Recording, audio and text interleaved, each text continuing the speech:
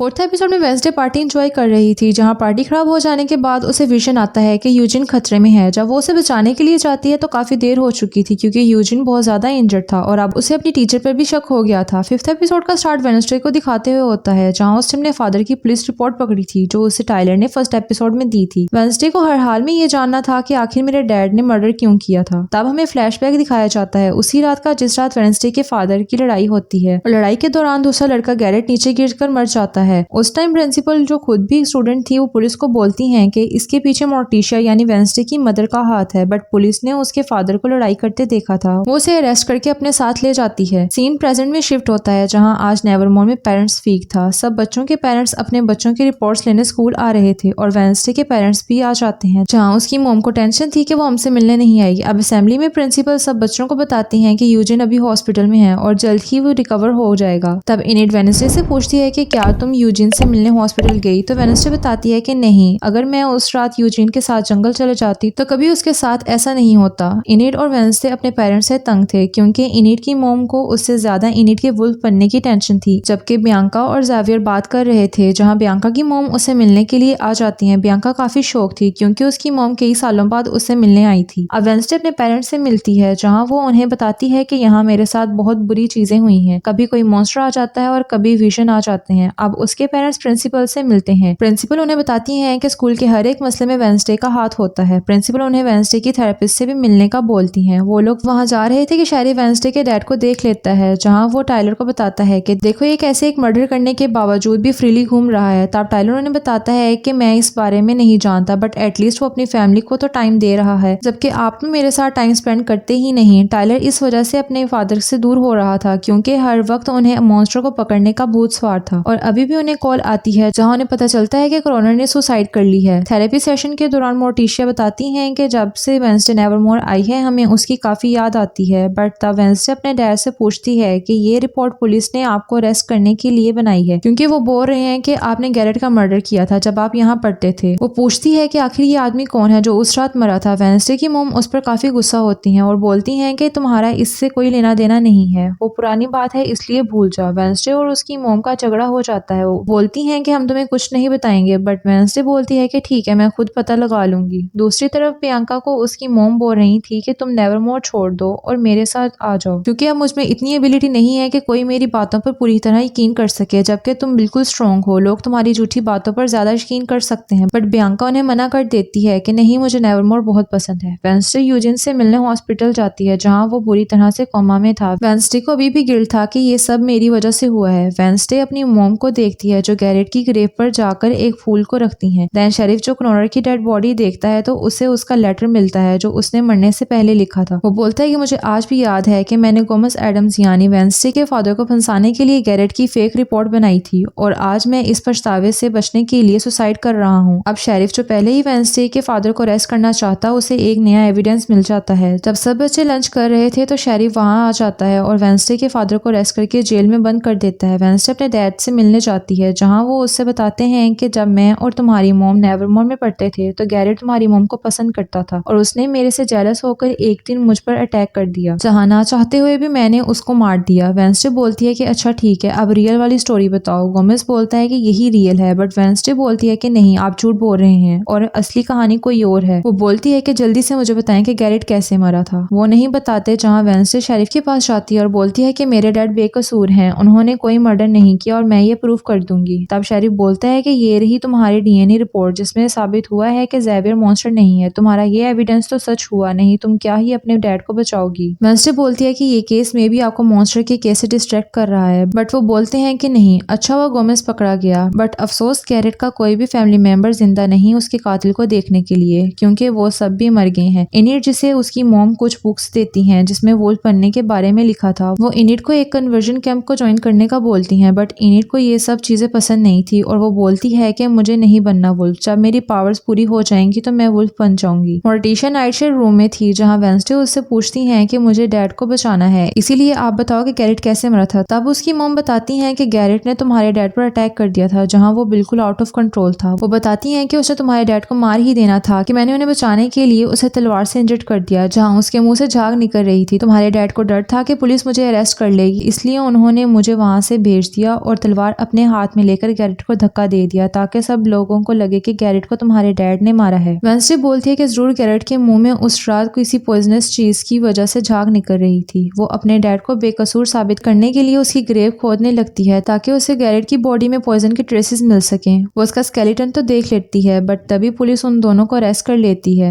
जब पुलिस उन्हें जेल लेकर जाती है तो वेंसडे अपने पेरेंट्स को बताती है कि मैंने गैरेट की एक उंगली चुरा ली है। उसकी उंगली बिल्कुल ब्लू कलर की है, मतलब ये कि वो पॉइजन की वजह से मरा था, ना कि तलवार लगने की। तभी वेंसडे को विजन आता है। उसे पता चलता है कि गैरेट के फादर ने उसे नाइटशेड नाम का पॉइजन दिया था ताकि वो नेवरमोर में पढ़ने वाले सारे आउटकास्ट बच्चों को मार दे। लेकिन उसके ऐसा करने से पहले उसकी गोमेज से फाइट हो जाती है और पॉइजन की बोतल टूट जाने की वजह से पॉइजन उसकी बॉडी में एंटर कर जाता है। अब वेंसडे और उसकी फैमिली को पूरी इन्फॉर्मेशन मिल गई थी। नेक्स्ट डे वो दोनों मेयर से मिलने की डिमांड करती हैं, जहां वो मेयर को बताती हैं कि 1990 में जब आप शेरिफ थे तो आपने गैरेट की मौत का जिम्मेदार गोमेज को ठहराया था, और वो भी क्रोनर से एक फेक रिपोर्ट बनवाकर। मेयर बोलता है कि मुझे अफसोस है कि मैंने ऐसा सिर्फ इसलिए किया था ताकि कोई भी आउटकास्ट ये सोचकर हमला ना कर दें कि वो यहाँ सेफ नहीं है। वेंसडे बोलती है कि क्या आपने सोचा है क्रोनर ने फेक रिपोर्ट 1990 में बनाई थी, लेकिन कल जब मेरे पेरेंट्स यहाँ आए तो तब ही उसने सुसाइड क्यों की? वो चाहता तो किसी और दिन भी कर सकता था। वेंसडे बोलती है कि ये हमें सिर्फ मॉन्स्टर के केस से डिस्ट्रैक्ट करने की वजह से किया गया है। तब मेयर उसके फादर को बेकसूर डिक्लेयर करता है और बोलता है कि आज के बाद गोमेज एडम का केस पूरी तरह क्लोज हो चुका है। अब उसके फादर को छोड़ दिया जाता है। वेंसडे की मॉम उसके विजन्स के रिलेटेड बात करती है। वेंसडे बोलती है कि मैं इन विजन्स को कैसे कंट्रोल करूं, तो उसकी मॉम बताती है कि ये विजन्स जब बहुत ज्यादा आने लगे तो खतरनाक हो जाते हैं, बट कोई नहीं, मैं तुम्हारे साथ हूँ, कोई भी प्रॉब्लम हो तो बताना। वेंसडे उन्हें गुडी के बारे में बताती है। तब मोर्टिशिया से बोलते हैं कि गुडी से थोड़ा केयरफुल रहना, क्योंकि वो अपनी मॉम और आउटकास्ट की मौत का बदला लेने के लिए पागल थी। अब गोमेज जेल से बाहर आता है, जहाँ शेरिफ उसे सॉरी बोलता है और सब कुछ ठीक हो जाता है। अब वेंसडे के पेरेंट्स वेंसडे को एक बुक देते हैं जो उनके टाइम की थी, मतलब उसमें नेवरमोर के हर स्टूडेंट के रिलेटेड लिखा था। जब वेंसडे उसे ओपन करती है तो उसे पता चलता है कि प्रिंसिपल खुद को दूसरे इंसानों में चेंज कर सकती हैं। वो तभी प्रिंसिपल के पास जाती है और बोलती है कि आपने रोवन की मौत को छुपाया है जबकि वो मर चुका है। वेंसडे बोलती है कि मैं ये सब कुछ शेरिफ को बता दूंगी। प्रिंसिपल उसे रोकती है और बोलती है कि शेरिफ को पहले ही लगता है कि वो मॉन्स्टर नेवरमोर में ही पड़ता है। अगर तुमने ऐसा किया तो समझो नेवरमोर खत्म हो जाएगा। रोवन की मौत को छुपाना जरूरी था क्योंकि उसकी मॉम ने तुम्हारे बारे में सालों पहले ही लिख दिया था, जिसके बारे में उसके डैड भी जानते थे, इसीलिए इस बात को सीक्रेट रखो, वरना अब रोवन की जगह उसके डैड तुम्हें मार देंगे। अभी उनमें बात चल ही रही थी कि उन्हें पता चलता है कि फायर विल रेन, मतलब कि अब नेवरमोर में आग की बारिश होने वाली है। और इसी सस्पेंस के साथ ये एपिसोड यहीं खत्म हो जाती है और अब देखना ये है कि नेवरमोर में अब क्या बुरा होने वाला है। सो until the next episode, give this video a huge thumbs up and subscribe this channel, also pressing the bell icon. Goodbye.